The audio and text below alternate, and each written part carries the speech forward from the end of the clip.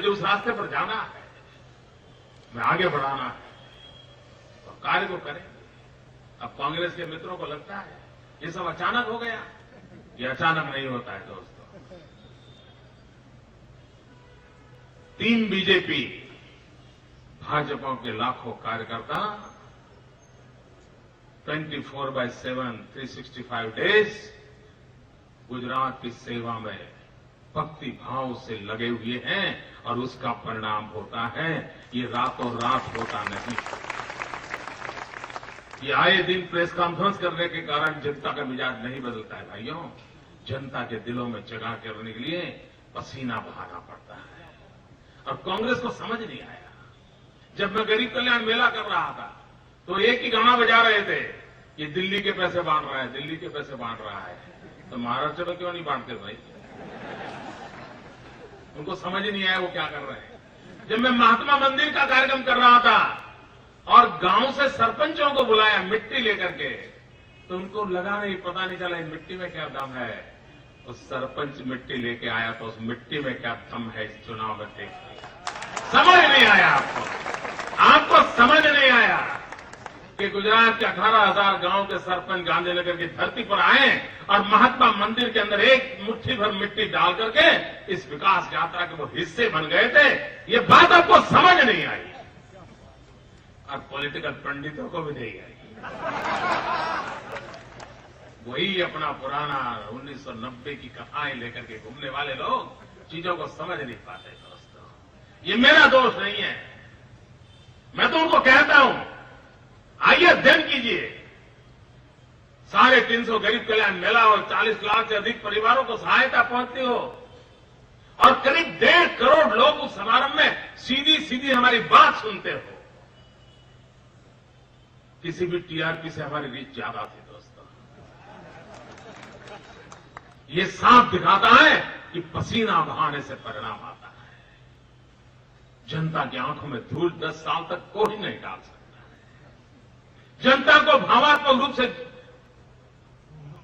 अपने वोट की राजनीति भुनाई नहीं जा सकती। ये कांग्रेस 60 साल के बाद सीख ले। भाइयों बहनों, हम एक जिम्मेवारी के साथ आगे बढ़ना चाहते हैं। हम विकास करना चाहते हैं। हम किसानों का भला करना चाहते हैं। हम ग्रामीण विकास चाहना चाहते हैं। हम गरीबों के कल्याण के लिए गरीबी के खिलाफ एक युद्ध छेड़ा हुआ है और देश के सामने हम ये भी मॉडल देंगे कि बदलाव लाया जा सकता है। हमारे कांग्रेस के मित्रों को समझ नहीं आया कि जून महीने की 45 डिग्री टेम्परेचर में ये पूरी सरकार गांवों में भड़कती है। ज्यादा से ज्यादा खबर यही बनी कि सेक्रेटरीट खाली हो गया है, सब लोग गांव घूम रहे हैं। लेकिन समझ नहीं आया कि 45 डिग्री टेम्परेचर में राज्य के मंत्री, मुख्यमंत्री, एमएलए, एमपी गरीब के घर जाकर के बच्ची की उंगली पकड़ करके जब स्कूल ले जाते हैं तो उस परिवार को विश्वास हो जाता है कि आज नहीं तो कल मेरे परिवार का भला ये करेगा और तब जाकर के वो वोट देता है। ये पसीना बहा है। 40-45 डिग्री टेम्परेचर में गांव गांव जाकर के रहे हैं। भाइयों बहनों, ये मेहनत भी तो रंग लाती है और विश्वास शब्दों के माध्यम से नहीं आते हैं। पसीने की महक होती है जो विश्वास का गुलदस्ता जन्म देती है। विश्वास के पौधे, विश्वास का फूल तब तक पैदा नहीं होता है जब तक पसीने से उसको सींचा नहीं जा सकता है। हमने पसीने से इस विश्वास के बगीचे को सींचा है। किसी का बुरा नहीं कर रहा, ये हमने संकल्प लिया है। हमारे पहले सरकारें कैसी थी, कौन चलाते थे, कांग्रेस के जमाने में क्या हुआ, कांग्रेस का होम मिनिस्टर क्या करता था, मैं तो सारी चीजें फाइलों में पड़ी है। लेकिन मोदी का वो रास्ता नहीं है। मैं लोकतंत्र में विश्वास करता हूं। मैं किसी का बुरा करने के लिए सोच भी नहीं सकता और उस रास्ते पर जाने वालों में सामने मैं जनता जनार्दन ने इतनी शक्ति दी है, उसके बाद भी जनता को विश्वास दिलाना चाहता हूं। आप हमें आशीर्वाद दीजिए, ईश्वर से प्रार्थना कीजिए कि हमें ऐसे कोई बुरे विचार न आए ताकि गलती से भी हम किसी का बुरा करें। हम उस रास्ते पर नहीं जाना चाहते। हम हो सके तो हम हमारी लाइन को लंबा करेंगे, नहीं हो सकेगी तो हम जहां रुके हैं वहां रुके रहेंगे, इंतजार करेंगे। लेकिन ये जहर, ये आग, ये दूसरों के खिलाफ गंदी हरकतें, ये लोकतंत्र नहीं है।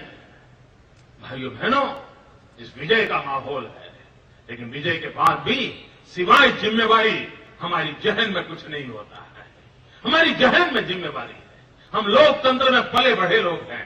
हम लोकतंत्र के लिए जीना मरना जानते हैं। हमने आपातकाल में लोकतंत्र के लिए जेलों में जिंदगी काटना पसंद कर लिया था। मिसा का काला समुंदर था। लोकतंत्र पुनः स्थापित हो, इसलिए हमने उस लड़ाई को लड़ लिया था। देश के मीडिया पर ताले लगा दिए गए थे आपातकाल में। मीडिया को बिल्कुल घुटनों टेकने के लिए मजबूर कर दिया गया था। उस कालखंड में भी लोकतंत्र का झंडा ऊंचा रखने के लिए लड़ने वाले हम लोग थे। इसी बात को लेकर यहां आगे बढ़ना चाहते हैं। भाइयों बहनों, आइए हम गुजरात की प्रगति को और नई ताकत दें। और मैं पूरे गुजरात को विश्वास दिलाना चाहता हूं, जीत और हार वो लोकतंत्र की व्यवस्था है, लेकिन 5.5 करोड़ गुजराती यही मेरे आराध्य देव है। 5.5 करोड़ गुजरातियों का भला करना यही हमारा सपना है। और सबको साथ लेकर के सबकी भलाई करने का काम करके करना है। शांति और सलामती के साथ विकास की नई ऊंचाइयों को पार करना है। श्रीमान आरसी फर्द कभी कभी तो नसीब वाले अध्यक्ष मिल जाते हैं। वो ऐसा नसीब लेके आए हैं, हम हारते ही नहीं है। इतना परिश्रम करते, इतना सरल व्यक्तित्व है उनका। सभी कार्यकर्ता अपने सुख दुख उनके साथ बांटते रहते हैं। और उसके कारण मेरे संगठन को जो लुब्रिकेशन मिला है, संगठन की सबसे बड़ी आवश्यकता होती है लुब्रिकेशन। और लुब्रिकेशन का काम करने की ताकत मेरे प्रदेश अध्यक्ष ने दी है, जिसके कारण हमारी इस संगठन की गाड़ी कभी अटकती नहीं है, रुकती नहीं है, स्पीड में कभी ब्रेक नहीं हो रहा है। वो बहुत तेज गति से दौड़ रही है। ये पूरी भारतीय जनता पार्टी की संगठन की टीम है।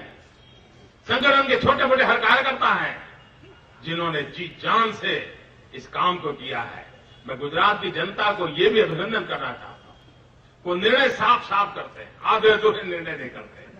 ये साफ साफ निर्णय करने की क्षमता भी गुजरात में गांव गांव तक जो शिक्षा दीक्षा हो रही है, उसके कारण संभव हुआ है। लोकतंत्र की ये भी एक जागृति है।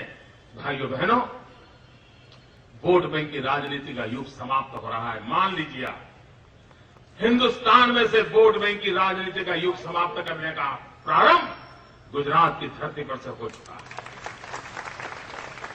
विकास की राजनीति का उदय हो रहा है। देश के सभी राजनीतिक दलों को विकास के मुद्दे पर जनता जनार्दन को जवाब देना पड़ेगा। और हम देश में वो चित्र बनाना चाहते हैं कि सब सत्ताएं, सब सरकारें जनता को विकास के मुद्दे पर जवाब देने के लिए मजबूर हो जाएं और जनता विकास के मुद्दे पर अपना मोहर लगाती चले। ये एक नई राजनीति का युग 21वीं सदी के पहले दशक के हमारे पुरुषार्थ का परिणाम है कि 21वीं सदी पर प्रभावित रहेगा। वोट बैंक की राजनीति का युग समाप्त होगा। ये सपना देख करके मैं राजनीतिक जीवन को आगे बढ़ाना चाहता हूं। गुजरात की विकास यात्रा को आगे बढ़ाना चाहता हूं। गुजरात के भारतीय जनता पार्टी के कार्यकर्ताओं की शिक्षा दीक्षा कर करके हम इस लोकतांत्रिक परंपराओं को आगे बढ़ाने का संकल्प लेकर के आगे बढ़ रहे हैं। मैं फिर एक बार जनता के चरणों में नमन करता हूं, नतमस्तक होता हूं, गुजरात की माटी को माथे चढ़ाता हूं और इस आशीर्वाद के योग्य मेरी पार्टी बनेंगे, मेरी कार्यकर्ता बनेंगे, तालुका पंचायत जिला परिषद कुछ होगा। हम उस सपनों को पूरा करने के लिए पूरा प्रयास करेंगे। इसी आशा, अपेक्षा और संभावनाओं के साथ आप सबका बहुत बहुत धन्यवाद।